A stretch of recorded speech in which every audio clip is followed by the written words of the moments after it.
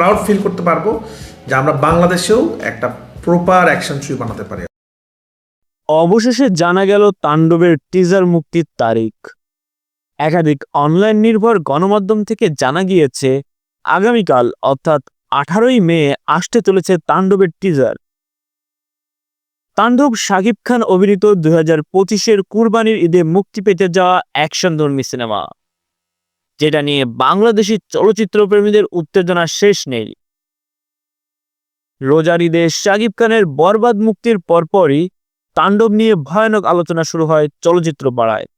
আকর্ষণের অন্যতম কারণ পরিচালক হিসেবে থাকছেন রায়হান রাফি।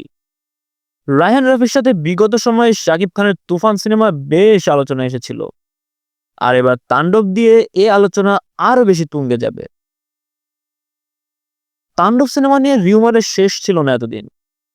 দেশে শুটিং হওয়ার মারফতে একের পর এক শুটিং স্পটের ফুটেজ, স্টিল ইমেজ এসব লিক হচ্ছিল, যা কিনা অবশ্যই এই সিনেমার জন্য বেশ ক্ষতিকর।